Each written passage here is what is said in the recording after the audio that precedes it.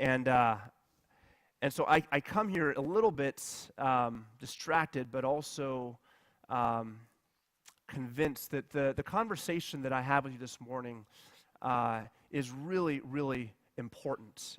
For some of you here, of a review of what you have heard in the past, but as I've learned over my lifetime, I am a quick forgetter. As a first responder, I'm a first forgetter, right? I forget very quickly, and so we got to be reminded over and over of the major first things, and this is a first thing for our lives. And to some of you, this will be the first time you've heard something like this, and this will, I believe, be a paradigm that will kind of change the way that you think and perhaps even revolutionize the way you view God, and if you're already walking with God, the way you relate to Him. And so I'm excited for this because we've been in a series for the past 2 weeks, this is week 3, that we've called 4. And in this series, we've basically been leading with this question, what do we want to be known for as a church? And that can go into individual lives. What do you want to be known for? But then what do we as a body of believers, as Christians, want to be known for? Now this gets into reputation, right? This gets into the word on the streets of what people talk about, right? Oh yeah, so-and-so over there, what they talk about, what do we want to be known for? And we as a unit, what do we want to be known for? And the reason we're asking this question, why it's so important, is because many people are more familiar with what the church is against than what we're for. Many people are more familiar with what the church is against than what we're for, and we want to be known for what we're for. We want people, when they talk about the bridge, to speak about what that church is for. Not just all the things, they're against that and this and this. But no, they're for this. And when we think about what are we for, what do we want to be known for? We want to be known that we're for people. We are for people.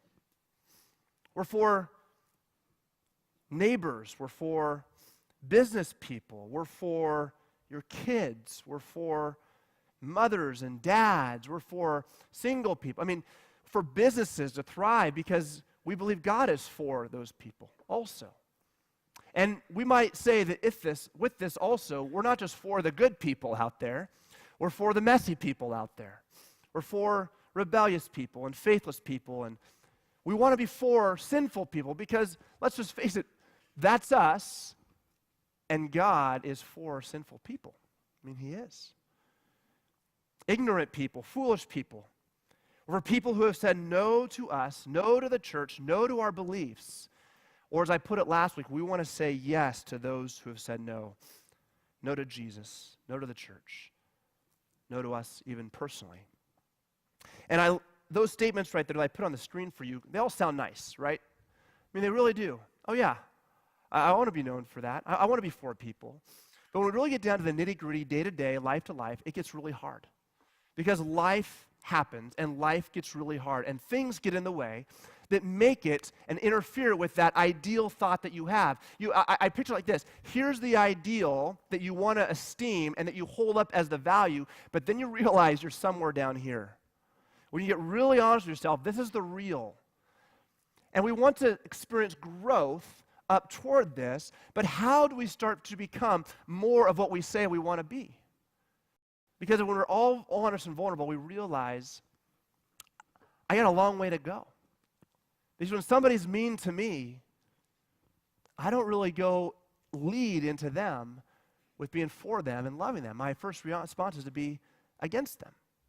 That's my knee-jerk reaction. That's our knee-jerk reaction. That's the human knee-jerk reaction. Jesus wants you and I to say yes to people who said no to us. In fact, He put it this way, you have heard that it was said, love your neighbor and hate your enemy. But I tell you, love your enemies and pray for those who persecute you. We could expand that idea of love to care for, have compassion on, forgive, meet the needs of, be generous with, control your tongue around those people who don't control their tongue around you, who aren't kind to you, who aren't compassionate towards you, who run their mouths or whatnot, right? Who are actually trying to oppose you. You, in response to that, are to show love and to pray for them because your intention is for them, for their good. And that is very, very, very hard to do. That is an ideal call, and when we get honest, the realness of it all is that we're somewhere far from it. And so as we want to be a congregation, a church that says yes to people who say no to us, who say we want to be for you, how are we, what can we do? How do we grow in that so that it becomes more of a knee-jerk reaction, that we're, yes, let me lean into you as opposed to away from you. Let me lean into your good as opposed to against you. Because there's a lot of things in this world that induce our fear, our anxiety, our worry, and the first thing we think about in those situations is us and me and my, and that takes us away from caring about them and their. This is really hard and it requires to change at the core of who we are. And so today, the question I do want to answer, if I've raised already, is how can we become that kind of person and become that kind of people? This is, I think, really important. Because we can hold an ideal, but if we don't have an action plan on how to move toward that, then we never will realize it. We can use all the words, but how do we start moving to it? And this is not about what action steps do we take. This is more of the mindset, more of the heart set. How do we actually start to change the heart? How do we start to change the inside? Because I can say, I don't want to worry anymore. I don't want to be afraid anymore. I don't want to be angry anymore. But when something comes up, anger and worry and fear are immediately there. And how do I start to become a different kind of person that has a different kind of response? See, I believe God wants to start having us lean into that and wants to grow us and teach us about those things so that you as a husband and you as a wife would have compassion and care for your spouse when perhaps they're being a little bit of a cat, right? Or your kids. I mean, those are front base, but then we get out to the expansion of the world and we hear about how somebody might be angry at Christians, and we go, our first response isn't anger and judgment, it's compassion, it's care. It's how do we understand and move toward them? See, that takes a heart. And so this morning, what we're going to be doing is listening to a moment between Jesus and his disciples in which it's hours from when Jesus will go to the cross and be arrested and betrayed and killed. And he's going to eat this one last meal with them. And in this, actually right before this meal, he's going to do the exact thing that we say we want to do. He's going to show his disciples how much he's for them. And I'll get to the context. These disciples aren't exactly that good of a group. We'll talk about that in a moment. And what we're also going to see is John, the writer of this, is going to tell us how he was able to do that. And so we're going to look at this together. We're going to have an opportunity to get the answer to our question. So John 13 is the text I'm alluding to. If you have your Bibles, you could turn there. If you don't, that's okay. We'll have it on the screen for you. But John chapter 13, the Gospel of John, go 3/4 of the way through your Bible, you'll probably find somewhere close to John. Matthew, Mark, Luke, John. After there's Acts and Romans. If you find yourself anywhere in that mix, just go back to the John that I referred to there. John 13, starting in verse 1. Now, before the feast of the Passover, and the Passover feast was a yearly feast that the Jews, and this is a Jewish country there, right, would observe in remembrance of what God did in terms of bringing them out of slavery, out of bondage, out of Egypt. The idea of that Passover lamb that God had the people, that night eat the meat and put blood on the doorposts because God was going to pass over the houses with the blood on it, and he was going to kill the firstborn of those in Egypt, and that was the final plague in which God then kind of broke the back of Egypt and let Israel out. So they celebrate this year in and year out. Now, before the feast began, when Jesus knew that his hour had come to depart from out of this world to the Father, having loved his own who are in the world, now this might be immediately, these disciples especially, he says, he loved them to the end, or we might say showed them the full extent of his love for them. Verse 2, during supper, when the devil had already put it into the heart of Judas Iscariot, Simon's son, to betray him. Now I'm going to just pause right there really quickly because this becomes a really important piece. Judas, a few days prior, had gone to the authorities who really don't like Jesus and made a deal with them for 30 pieces of silver to hand Jesus over to them, to betray him. Now Judas has been walking with Jesus for 3.5 years. This guy has been alongside Jesus for a long time. Jesus has brought him into the inner core, the inner 12, these guys who spent hours and days and in teaching and meals together, and now he would go and do this. Let me ask you something just to think about. Do you think Judas's decision to betray Jesus, which he knew about at this point, hurt Jesus? Do you think it hurt him? Oh, yeah. Oh, yeah. It hurt him. I mean, think about the time you've been hurt because of somebody's actions, somebody's words, whether intentional or unintentional. I want you then to think about this person, and the closer they get to you, right, the more time and energy, and then the more you invest into them, the more it hurts. Jesus brought this guy really close into the inner circle, and this one chose to betray him. Oh, it hurt bad. Judas was in that room. There was hurt in Jesus' heart while he was there, and Jesus knew he was there.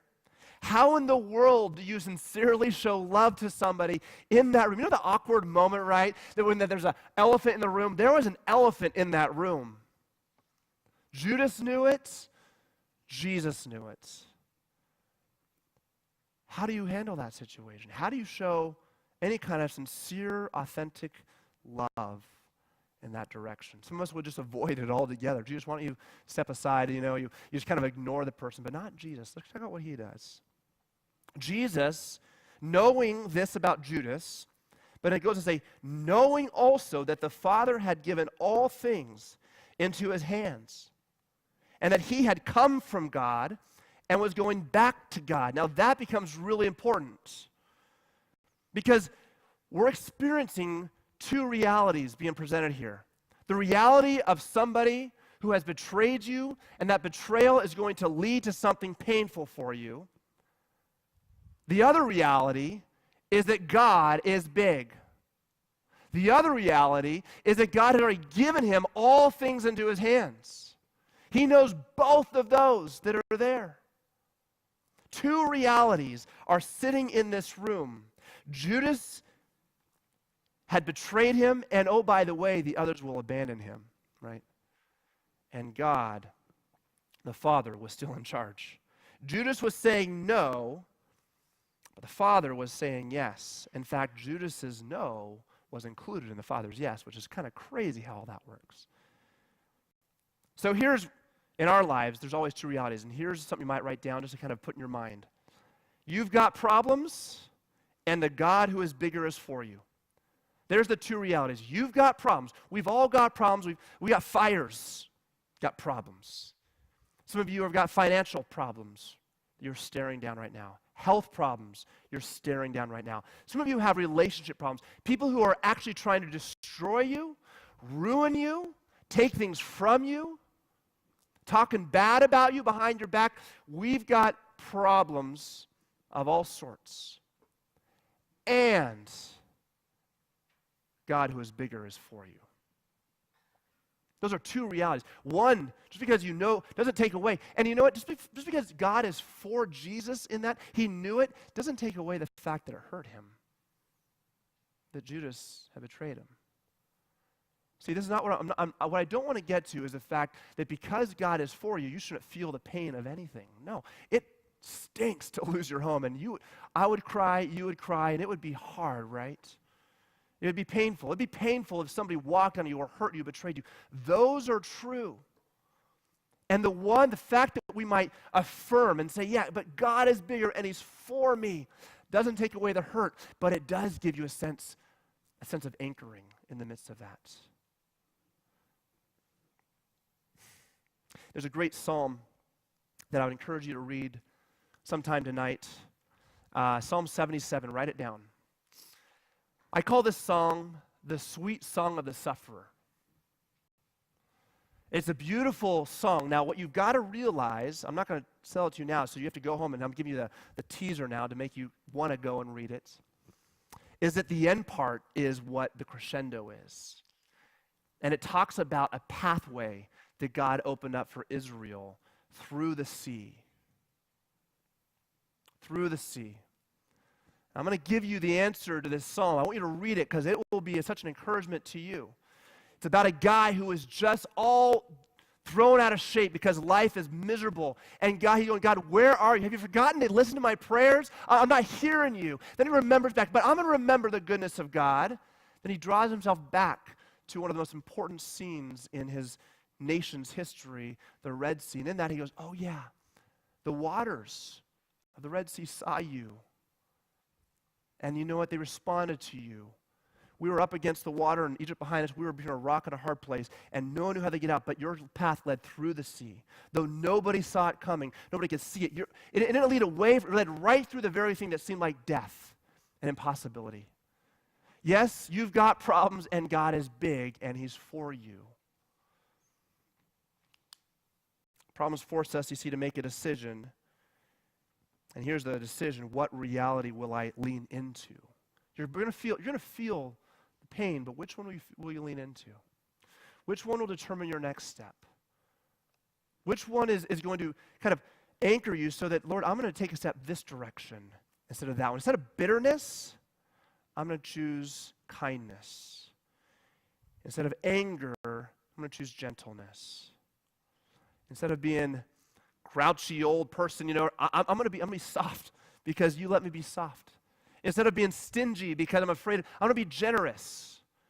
Yeah, I got problems, but I can still be generous. Even though, Lord, I struggle with my finances, I can still be generous. I can find ways to do that. I lean into you. That was one of the challenges facing me and us this week as we saw the fires going on. I mean, devastation, right? How do we engage this? How do we respond to this? One of the biggest needs is finances, and we've shared with you in the past few weeks that we've had to make some budget cuts here because finances haven't been flourishing all over the place. And so what do we do with that? Well, we don't want to stop being generous because, yeah, you've got problems, and God is big and for you. So how do we lean into that?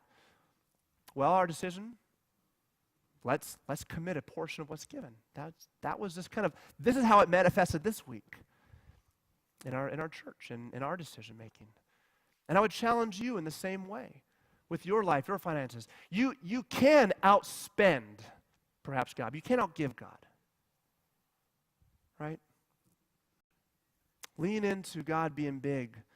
Now, this doesn't preclude make you be foolish. You want to be wise with things, but you also want to lean into the fact that I can be generous, I can be kind, I can be forgiving, I cannot be bitter right now, I can be patient.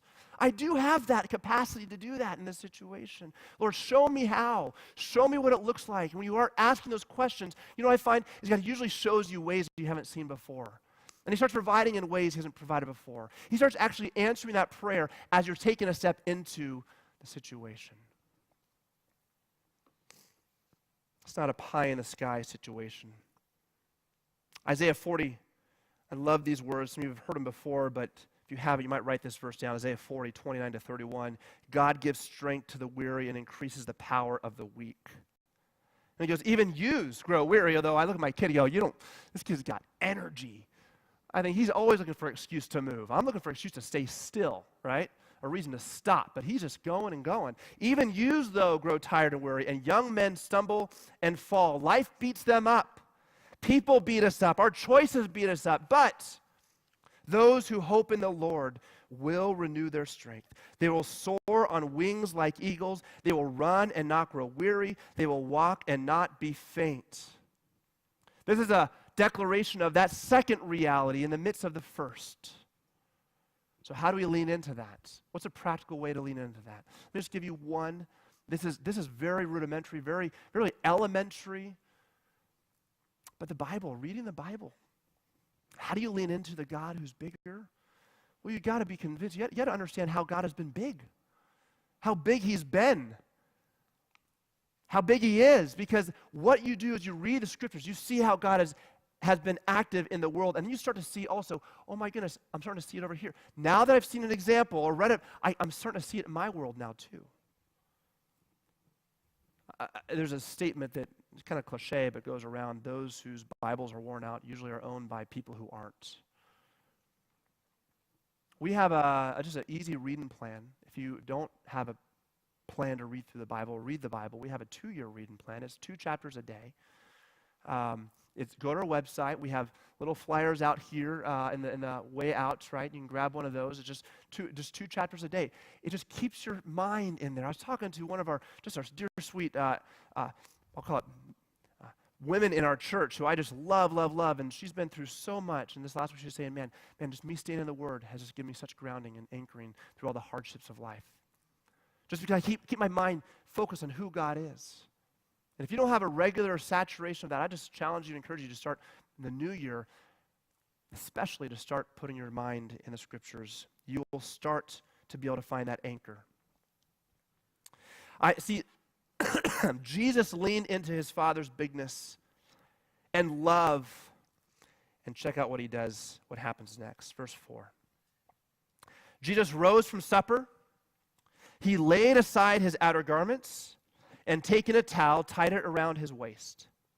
Then he poured water into a basin and began to wash the disciples' feet and to wipe them with a towel that was wrapped around him.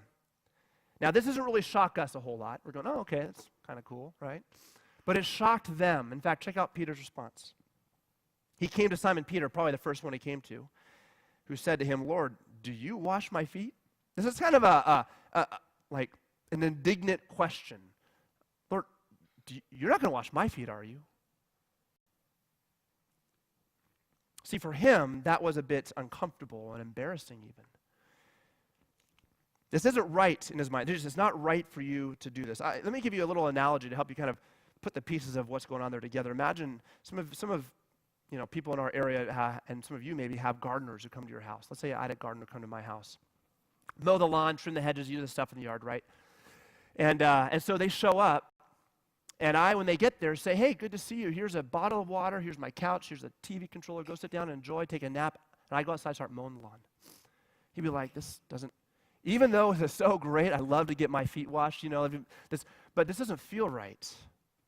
A little uncomfortable, a little weird, right? I mean, I'm the servant, you're the master here, and yet you're the one doing it. I'm the one acting like the master now. That's what's going on here. You'd feel a little bit awkward if that was you who was now leaning in the couch with sipping your cola, right, watching Judge Judy. That'd be a little bit awkward, you might say, as a gardener going in there going, this is not what I don't do this very often. That's sort of what's happened to Peter right here. The master, right, and he's the servant is mine, you're exalted, your God, is washing my feet. Now, feet washing in the first century, we just kind of say, oh yeah, let's wash our feet. But feet were dirty. By dirty, I mean really dirty. I mean, there wasn't just, calluses on those feet. You had problems like the droppings of animals and the sprayings of animals all over the ground that you walked on with your sandals is coming up and caking in mud on them. And so it becomes kind of a stinky situation. Not one that you want to exactly go and have your dog lick off the bottom of your feet, right? You would walk into somebody's house, and to honor you, they would have their lowest of low servants because that's the job it's for, wash your feet. Well, nobody washed each other's feet in here because there was no servant, so they all had stinky feet. And nobody's going to have the humility, their pride won't let them kind of get up and wash because they all want the head of the table spot. And Peter's certainly not going to do this for the others because that's too low for him. So Jesus comes around and starts washing their feet. Maybe you grew up in a culture or a religious tradition even in which you had to clean yourself up or you had to meet a certain standard before you can approach God.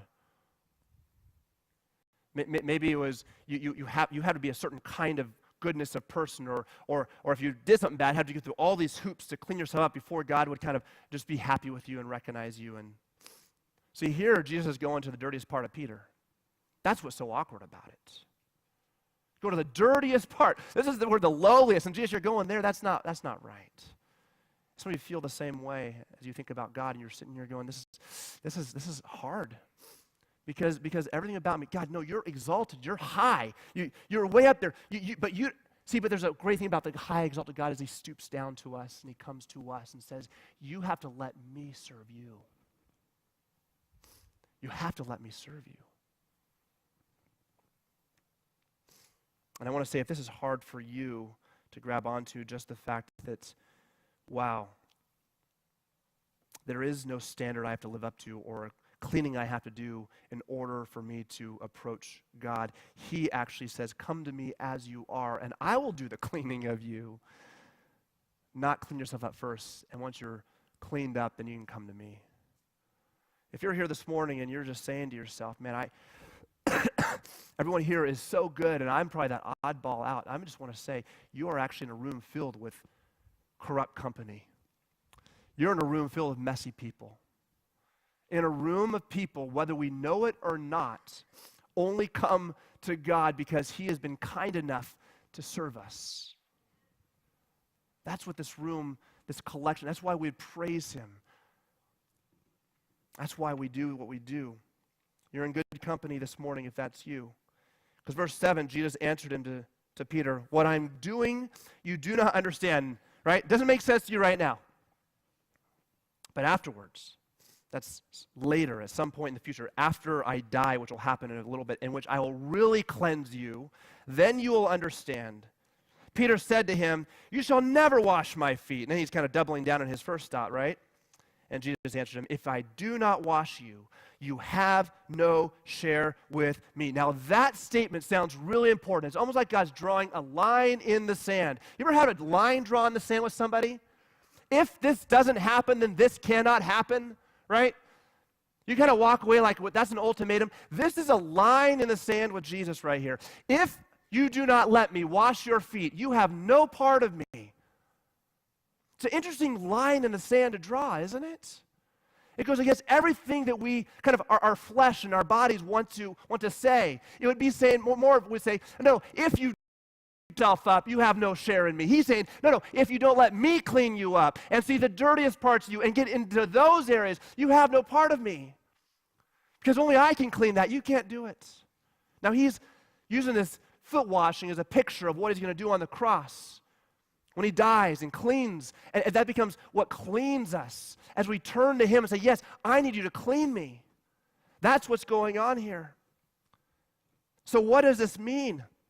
It means unless you let Jesus clean you of your sin, you can have no part. That's the deal. This is a one-way relationship, one way with God, and it works just this direction. You don't clean yourself up, you come to him. You come to him and let him clean you up, which requires allowing God to love you as a messy and messed up person. And while we can say, oh, that's nice thought, that is really, really, really hard to do, right? It is. Because our pride gets in the way. I mean, imagine, how many people here brush their teeth before you go to the dentist? Case closed, right? I mean, you know you're getting your teeth cleaned, but you clean your teeth because it is in our nature to try to clean ourselves up before we show up to somebody and say, well, I'm not that bad. See, we want to hide. And how many of you floss the week before you go to the dentist? And no other time before that, right? That week you're flossing, getting those gums healthy, right? Because you want a good report. I rest my case this morning. This is really hard to do, to come to him in that way, right? This is a real lesson in humility. Next time, here's your little, practical take home. Next dentist visit, just, eat all the sugar you can that morning of. Like get like graham crackers stuck in your teeth and cookies when you walk in there. Just to remind yourself, this is what I do. This is what God expects me to do with him. Walk in with the mess. Because we're already messy. And you can't clean it up. Walk in with your mess. That's what he's inviting you to do. Show me who you are. In fact, here's the thing. I'm going to help you discover who you are because you think you're better than you really are. And I'm going to help you see that you're not. So I can show you how much I really do love you and how big my yes really is.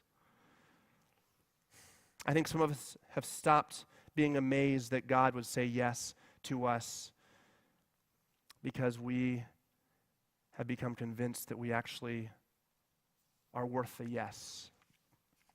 I'm worth the yes because look how clean I am. Look at all that I've done this last week, how good I am, right?